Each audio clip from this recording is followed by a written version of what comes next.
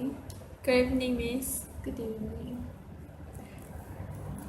Thank you for volunteering and joining us for this interview. As you've requested, we'll continue to keep your identity as anonymous. Therefore, we'll continue with the recording without exposing your identity too much. But maybe you can introduce yourself a little bit, not too much, but just a little detail about you, so our audience will know about you more. Well, I'm 21. I'm a student. I'm currently pursuing my degree, and basically, I'm from KL. Means everything from birth till to this day, I'm still here, and this is my hometown. And yeah, I'm basically from a Indian background. I have an Indian background, and I'm the eldest sibling in my family. So, Miss, can I know your most prominent habits in, at home or at work or at college? Basically, my habits are commonly scheduled. So you can say that I repeat everything. Morning, you wake up, you get ready for college. Go do your assignments and work and that, come back. But if you're asking for my hobbies and what do I really like to do, I prefer reading, music. I'm quite attracted to introverted activities actually. So you can't imagine me walking out having adventures, going for holidays, mingling up with people.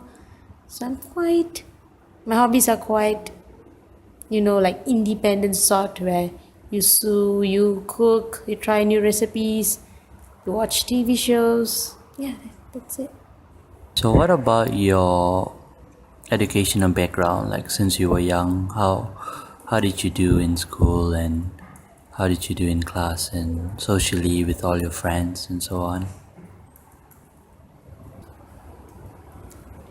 So for my educational background, for currently I'm pursuing my degree. And before this, I went through a normal life. I went through a normal Montessori and primary school, but when I went to secondary school, I had to skip a year because due to an accident where I was admitted. So that year actually affected my whole educational life, where I had to repeat 1 year. I had to be in the same class where everyone is like 1 year younger than you, and that's the point. And after that, when I graduated from high school, eventually my SPM marks were low because I failed to cope up in my studies. Once I failed to cope up, there you go, I have no way to go, either college or work, or what should I do? And then waited for another 3 months, eventually enrolled in a college, and I took my diploma in risk management, or basically business, but with a more advanced in risk. After that, I'm currently doing my degree. I think I've repeated this a lot of times. I'm doing my degree, and this degree is one of my favorite courses, as previously during diploma I had no choice but to follow whatever my parents say. But this degree is actually one of my favorite courses. And when you asked about, and if you want to know about my degree, it's basically science related.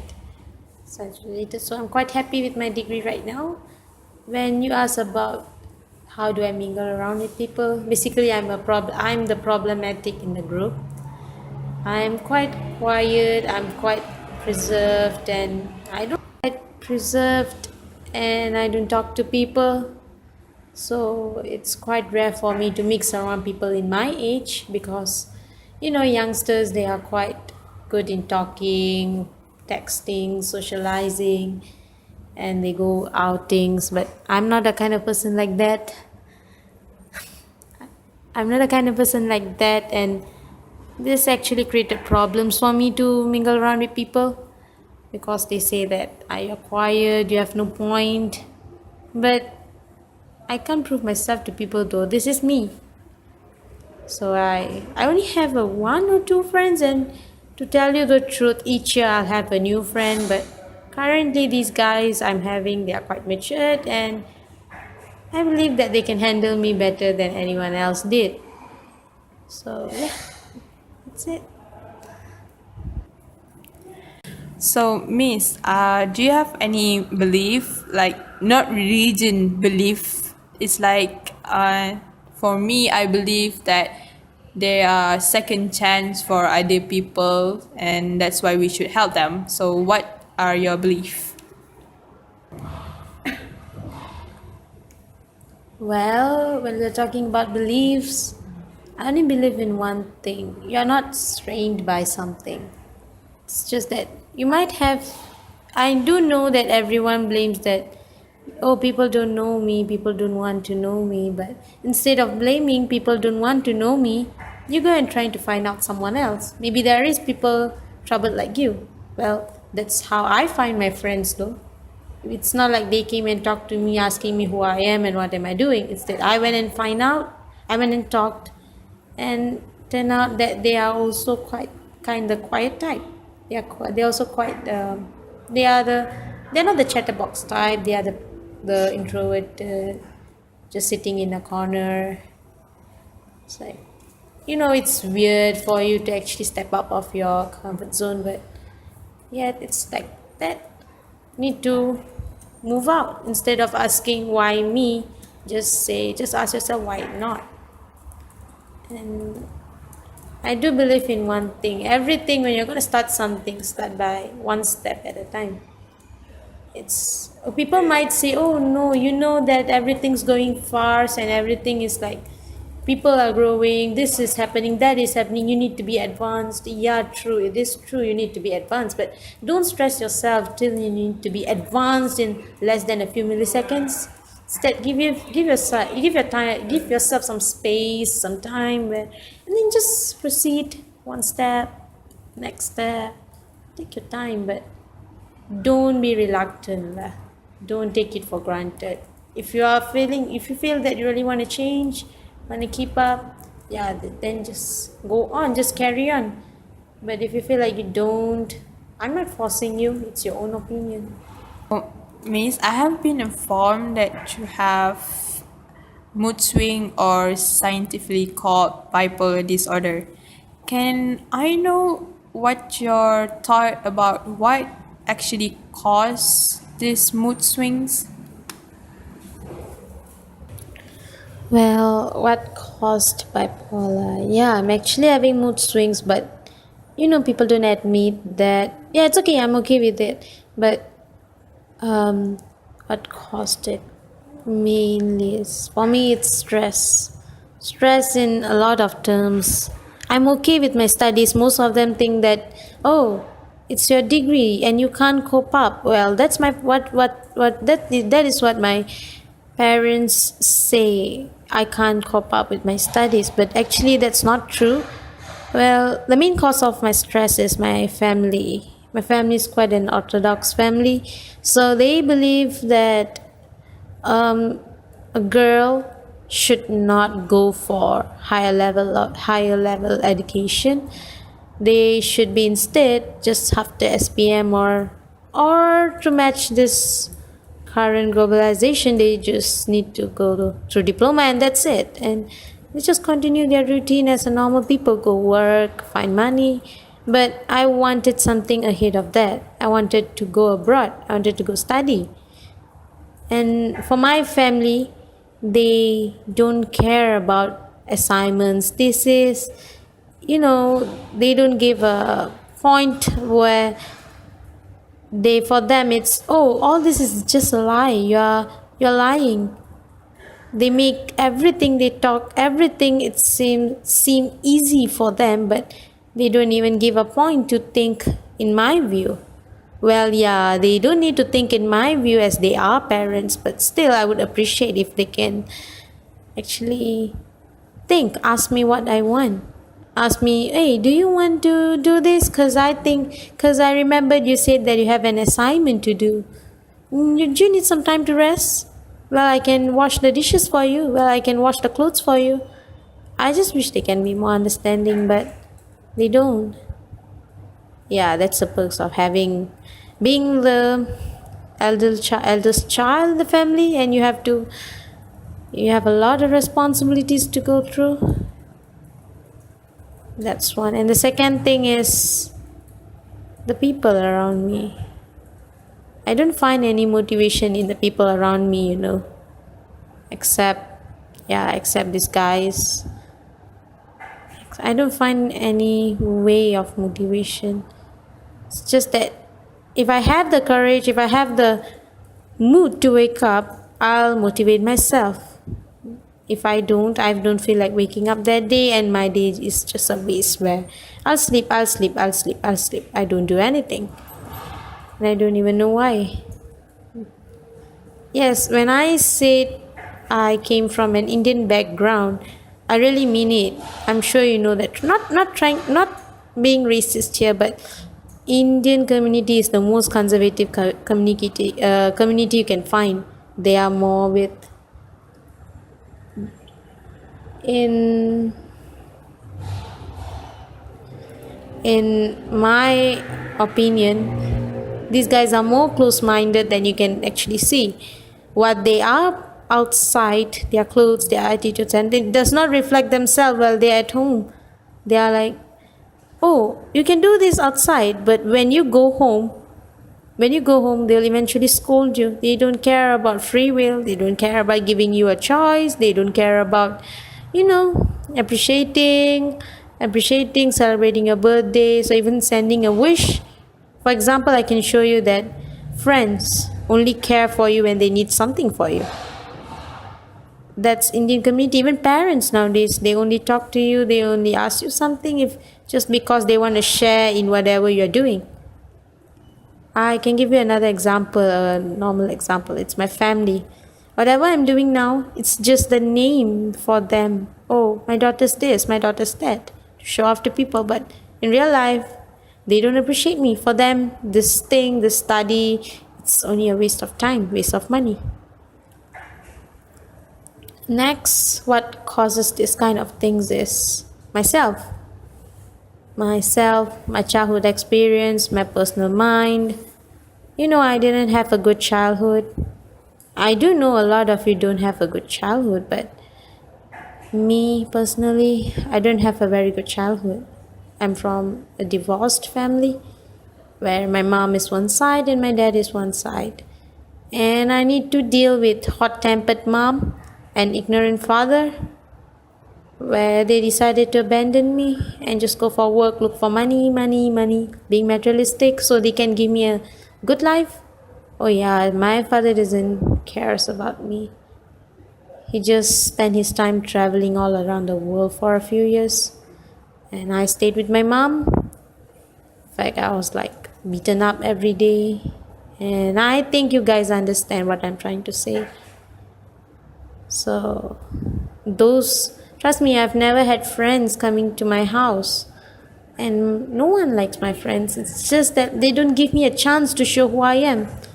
They don't give me a chance to tell. They believe outside people telling that, oh, your daughter is this and that, but they don't even think about me. What they want is, oh, she studied, get married, have kids, and that's it. But I have a different kind of mind though. So when I would like to give you an example. So, for example, if you feel happy, what would you do to maybe, not to say decrease it, but balance it up? Because if you get too happy, sometimes it's not as good. So what would you do to balance it up and cope with it? When I get happy, first, Too happy. when I get too happy, what would I do? Okay, normally I'll jump up and down. At this age, this is ridiculous, but I'll jump, I'll run around. I'll feel like doing weird things like rolling on the bed, rolling on the floor, doing gymnastic tricks. I'm hyper, I'll be like hyper, and when I'm too happy, that's the point where I tend to get too pushy. And there's like some of the times I became too happy, I need to finish something. I need to finish like, something. I feel really happy, it's like gonna be over, but I need to, there's a small spark of point, I feel like finishing it. When I feel like I'm gonna finish, but I'm too, you, I'm I'm too close to the finishing line, but I can't reach. I'll be pushy. I'll be like forcing the people around me to do some things to follow what I want. But basically, when I'm too happy, I'll jump around, I'll scream, I'll feel like doing this, that. Sometimes I do feel like playing in the rain. And I'll do ridiculous things. There was once I even hugged and kissed my friend. Yeah, which shows that I was like really happy. But I have no reason for what am I happy. It's hard for me to actually tell you what's the reason. Not being secretive, but I don't know what's the reason. I really don't. That's my problem.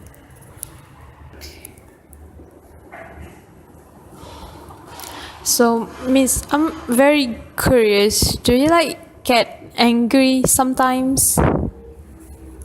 Oh yeah, I do get angry. You're sure you want to know about it? Yeah, I mean, I never encounter. I mean, if you're angry, you're like explosive, right? I mean, that's just what I know. Yeah, trust me, you wouldn't want to see me when I'm getting angry. I'm the opposite of an angel when I'm angry. I'm literally the devil. So when I'm angry, I throw things. I'm really vulgar when I'm angry. When I'm angry, it's like throw things. I counterback people by using their past. I've done this to my parents. I counterback. When my parents beat me, eventually I had no effect. I had no effect at all in my body. It's just feel like something just gently tapping on my back, and sometimes I don't even feel that. I feel numb. And when I get angry, there's a few times I controlled myself being silent, but I've given through all my limits and I burst, I scream. Since I'm living in a normal apartment, I'll scream till the neighbors thought I was being kidnapped or murdered, or till they ran down to see what's going on. There's been a few times I ran out of the house without wearing any shoes, slippers, just with normal clothes on. I ran outside, I ran to the end of the street, and I just ran. I'll run till I feel like I need to sit, till I come back to the conscious that where the hell am I? I'll sit somewhere, I'll think, then everything comes back to my mind and I'll go back home. But eventually when I go back home, things don't seem easy for me. Things gets hard, where my mom beats me, and she has her own way to torture me, and I can't cope up. When I can't cope up, I usually keep it to myself. As you can see here, there's a lot ways of me trying to keep things. Some of them blur, some of them will explode, some of them will keep it quiet, some of them will write it in a diary. But me, I'll practice every single way I can find. I'll be silent at home, but once I come to college, I'll only have my guys to cry out. And sometimes I don't even cry out. I'll just be like, oh, this happened, that happened, oh, this happened, that happened. Sometimes I don't even feel like crying. It's just that no tears. You get it? I feel like a robot. Sometimes I feel like everything's gone, sometimes hopeless. And trust me, you wouldn't want to see me when I'm angry. So yeah. So, Miss, since you said that your friend is the place where you let out your feeling or tell your troubles, like how do they how exactly do they like help you and stuff? My friends are my everything, but Yeah, they do help me, but sometimes I feel sorry for them because they sacrifice everything to help me.